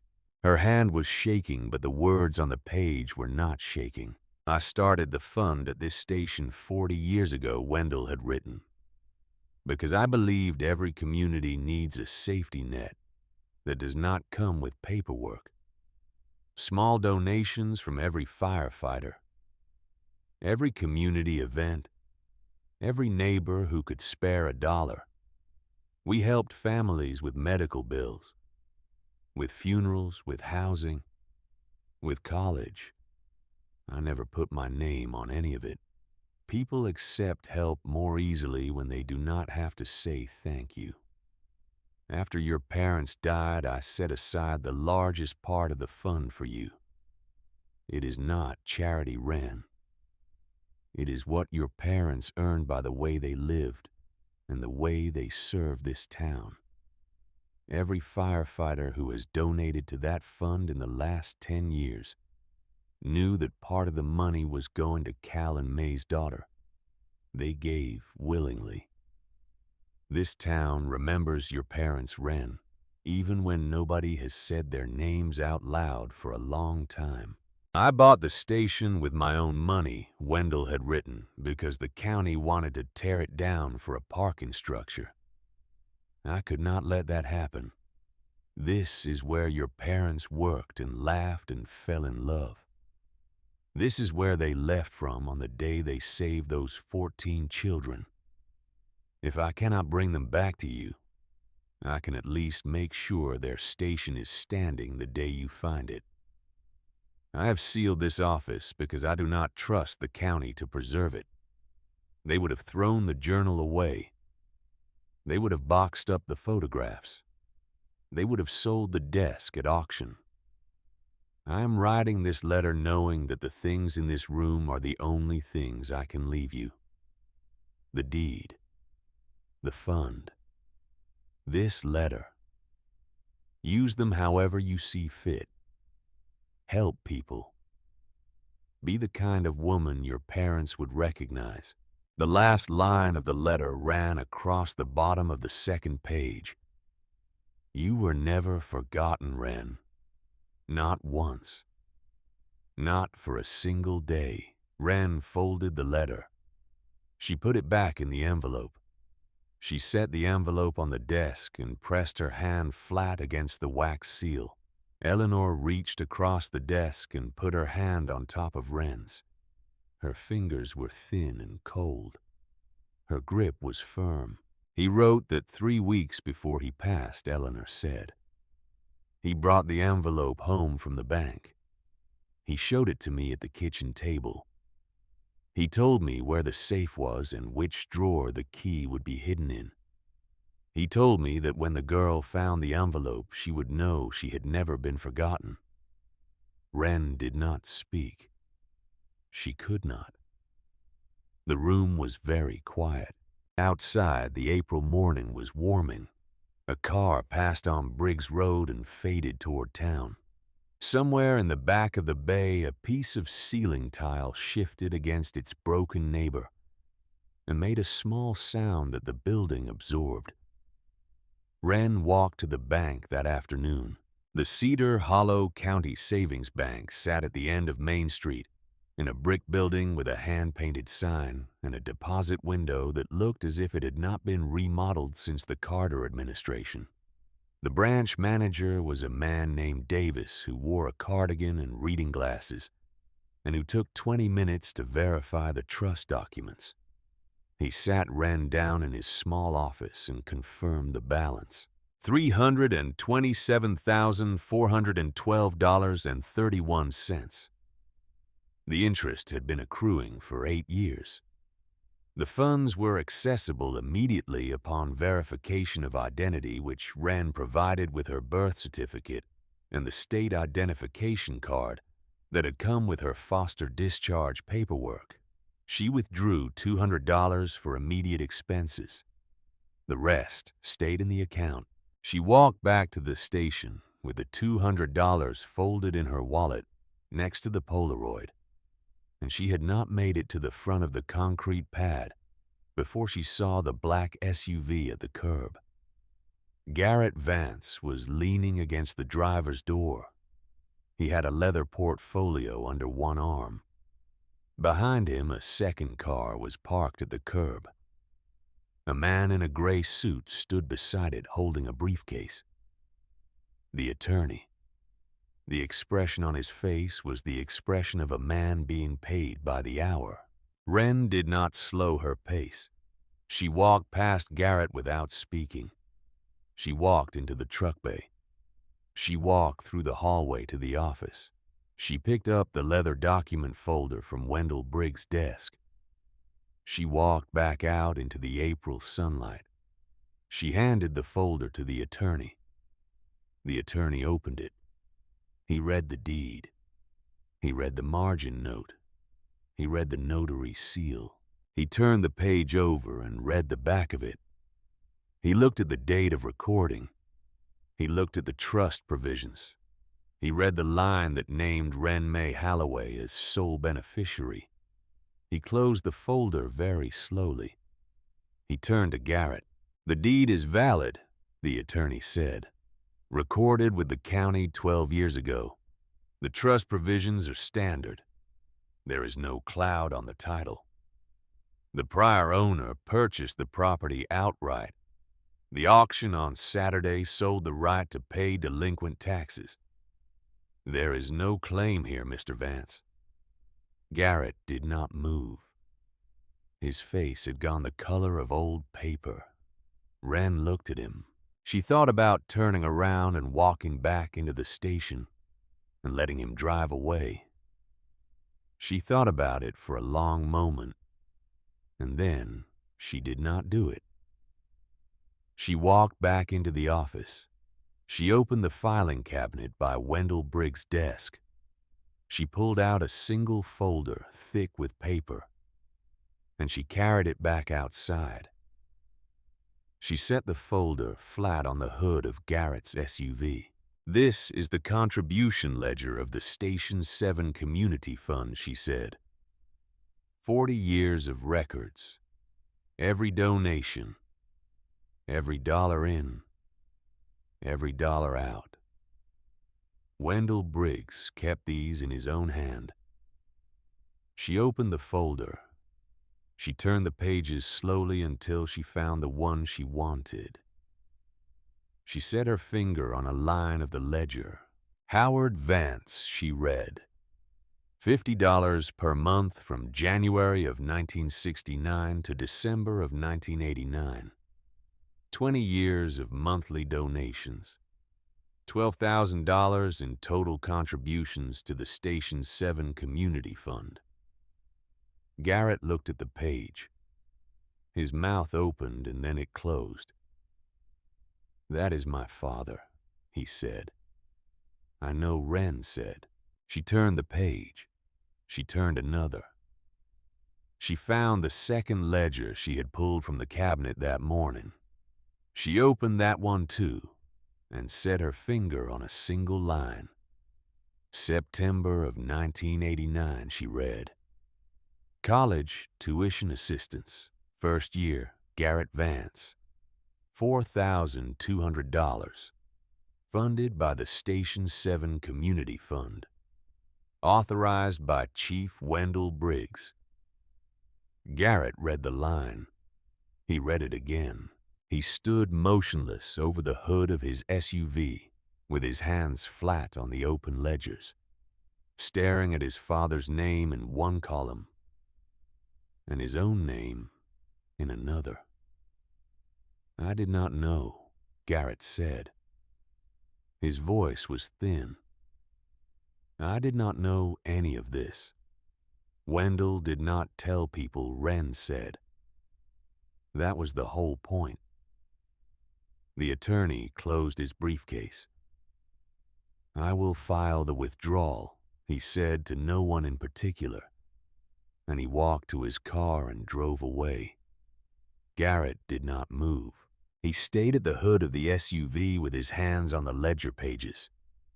The April sun crossed the concrete pad and lit one half of his face. After a long minute, he walked to the front step of the station and sat down on the brick. He put his elbows on his knees and looked at the ground between his feet. "My father died on a call," Garrett said. His voice was quiet. "In 1990. I was 19 years old. He had a heart attack on the engine on the way back from a structure fire on the south side of town. They tried to revive him. They could not. I left this town 2 days after the funeral. I did not come back for 15 years. I could not stand the sight of the station.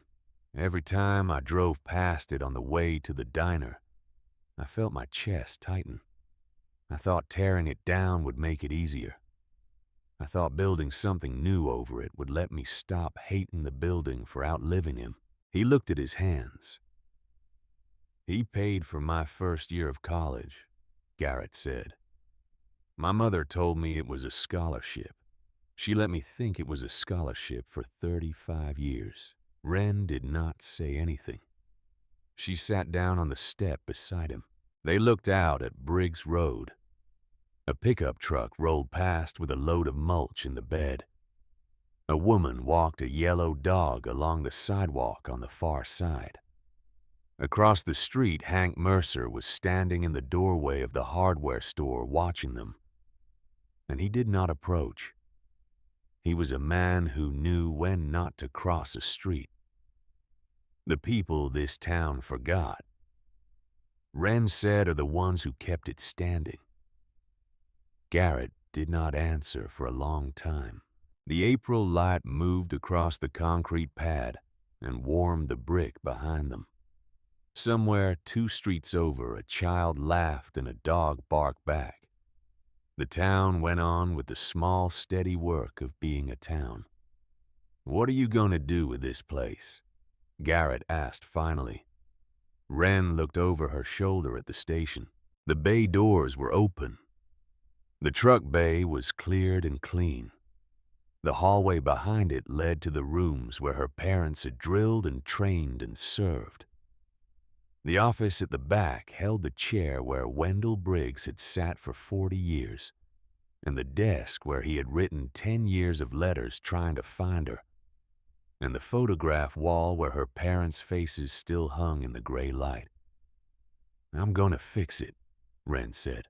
3 days later, on a quiet Saturday morning, Eleanor brought a small wooden box to the station. She set it on the kitchen counter in the back of the building. She did not say anything. She just looked at Wren and waited.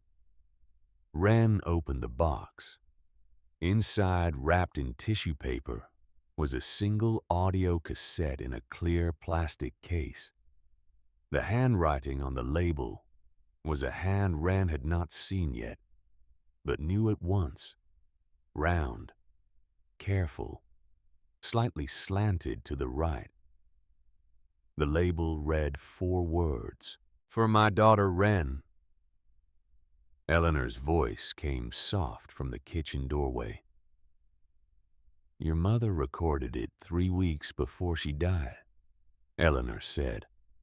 "She brought it to our house and asked Wendell to keep it safe. She said she wanted you to have it when you were old enough. She said she did not know why she wanted to make it. She said she just had a feeling. Wendell put it in the bank lockbox the next morning. I retrieved it yesterday." Wren held the cassette in both hands. "I do not have a way to play it," she said. Eleanor reached into her tote bag and brought out a small portable cassette player with a single set of headphones plugged into the side. She set it on the counter next to the box. She had charged it that morning. She had checked the batteries twice. "I will give you the room," Eleanor said. She walked back out to the truck bay and closed the kitchen door behind her. Wren sat down on the floor of the kitchen with her back against the cabinets. She put the cassette into the player. She put the headphones in her ears. She pressed play.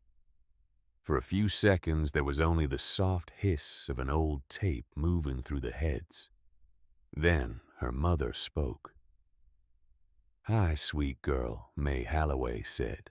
Her voice was light, not high, not soft. Just light the way a person sounds when they are smiling into a microphone. There was a small breath at the end of the greeting, almost a laugh. The kind of breath a woman makes when she is recording something she is not sure how to begin. "I do not really know how to do this," May said. "Your father is at work. You are asleep in the next room. I have a little tape recorder I borrowed from the clinic, and I have about 30 minutes before you wake up. I wanted to make you something. I do not know why. I just wanted to." Wren closed her eyes. She let the tears come. She did not fight them. They moved down her cheeks and dripped onto the front of her sweatshirt, and she did not move to wipe them away. "I love you," Wren May said. "I love you so much it scares me. I did not know it would feel like this. Your father warned me. He told me that the first time I held you, I would understand what he had been trying to tell me for 9 months. He was right. I did not believe him. I have never been more glad to be wrong. You are 6 months old today, May said. You have started laughing at the cat. You have started reaching for your father's beard. You do not like peas. You like the song the radio plays at the gas station on the corner of Sycamore and Birch, the one with the steel guitar. I do not know the name of the song, but I know you like it because you stop crying every time it comes on. I have started driving past the gas station on purpose just to play that song for you. May laughed once. The sound was small and clear. I want to tell you everything she said. I do not know what I want to tell you. I want to tell you to be brave. I want to tell you to be kind. I want to tell you that the world is not always good, but the people in it usually are if you give them a chance. I want to tell you that your father is the best person I know. I want to tell you that the day you were born was the only day of my life that did not feel like ordinary time. I want to tell you that you can come home always no matter what, even if you have been gone a long time. Home is where the people who love you are waiting. She paused. Then she said something else. A small thing. The thing a mother says to a daughter who is sleeping in the next room. I am going to sing you a song now, May said. It is the only song I know all the words to. You may not remember it when you are older. That is all right. I will sing it for you anyway. May began to sing. It was an old song, a folk song from the Appalachians, the kind of song that had been passed down through 3 or 4 generations of women. In small kitchens, the kind of song that did not have a famous version, because it did not need one. May's voice was not trained, but it was true. She sang softly the way you sing when there is a sleeping baby in the next room, and the song was about a road that goes home and the people who wait at the end of it. She sang the whole song through. When she finished, she did not say anything for a few seconds. The tape kept running. The hiss kept moving. Then she said one last thing. I love you, Wren. May said. I will love you for the rest of my life. And longer, whatever longer means, I will love you for that too. The tape ran out. The little player clicked at the end of the side. Wren sat on the kitchen floor with her back against the cabinets and the headphones still in her ears, and she listened to the hiss until the player clicked off. And then she sat in the silence for a long time.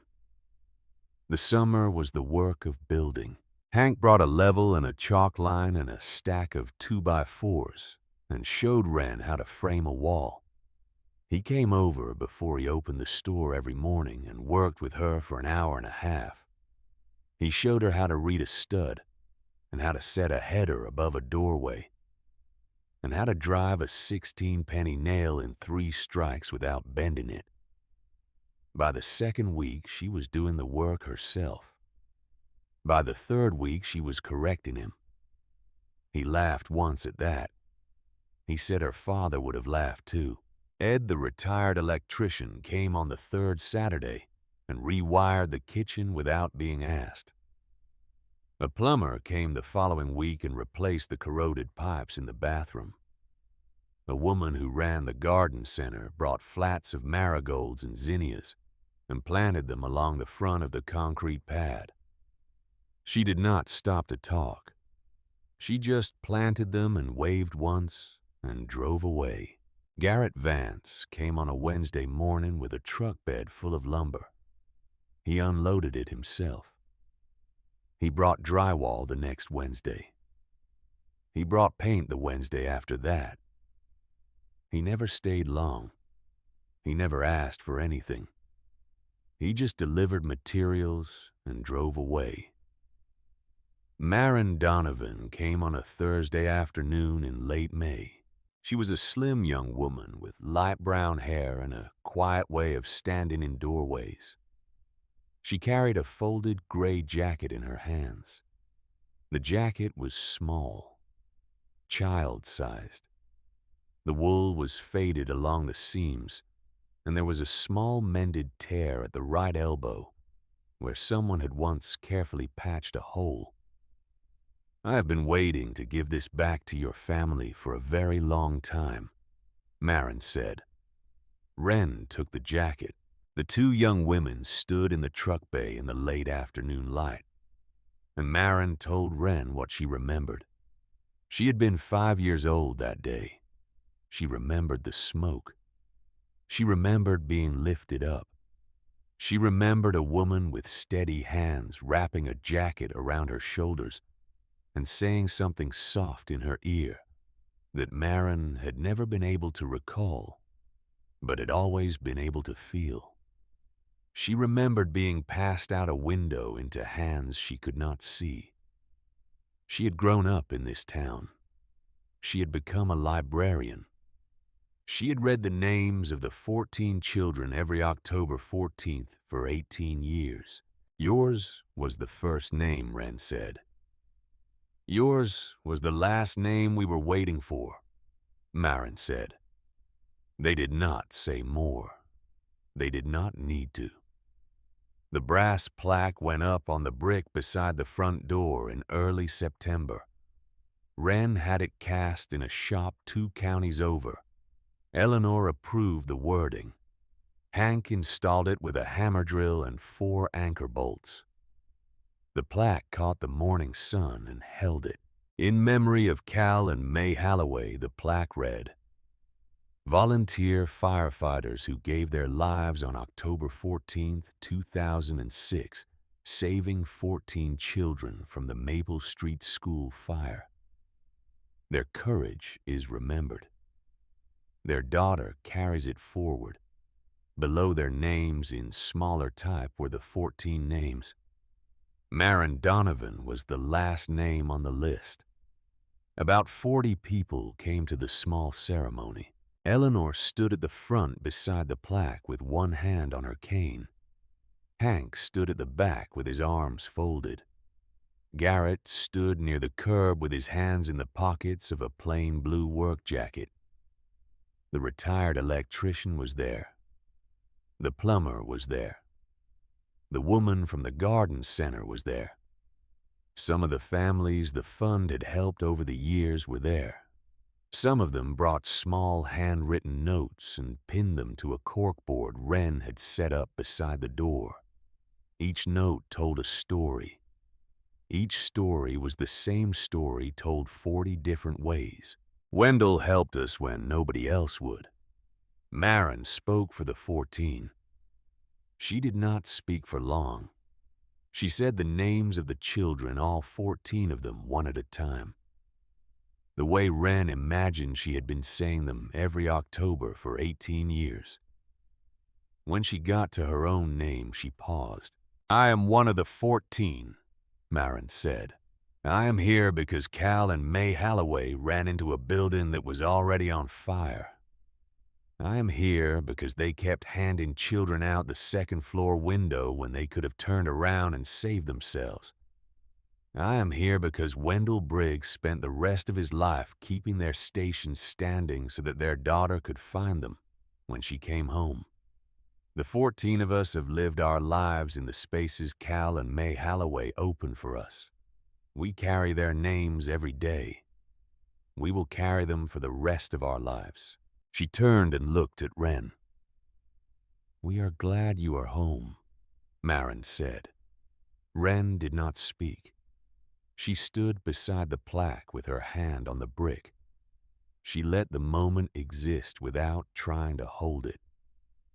That evening after the lemonade was gone, and the folding chairs were stacked against the wall, and the last car had pulled away from the curb. Wren climbed the steel ladder to the flat roof. The sun was going down over Cedar Hollow. The sky turned from orange to lavender along the western ridge. The lights in the houses were coming on one at a time, yellow squares in the gathering blue. Down on Briggs Road, Eleanor sat in a folding chair on the front step of the station, with a paperback book open in her lap and a reading lamp Wren had wired into the outdoor outlet. Hank was closing up the hardware store across the street. He saw Wren on the roof and raised one hand. Wren raised hers. Inside the station in the front office, Wren had built out of the old captain's quarters that summer. The Wendell Briggs Community Fund was filing its first quarter of paperwork. The first check the new fund had written had gone to a single mother on the west side of town, whose furnace had died in February. $700. Wren had signed it at Wendell's desk with the same pen Wendell had used in his journal. She had found the pen in the top drawer. The brass bell from the storage loft hung above the front door now. She had spent 2 evenings polishing it with steel wool. Hank had helped her mount it on the original bracket, which was still bolted to the brick from 1964. The bell caught the last of the light. Wren sat on the edge of the roof with her feet hanging over the side. She took the Polaroid from her wallet and set it on the ledge beside 2 other photographs. The photograph of her parents in their turnout gear in front of the station. The photograph from the album of May sitting on the kitchen floor at the house on Sycamore holding her baby. 3 pictures lined up on a ledge. A baby. 2 parents.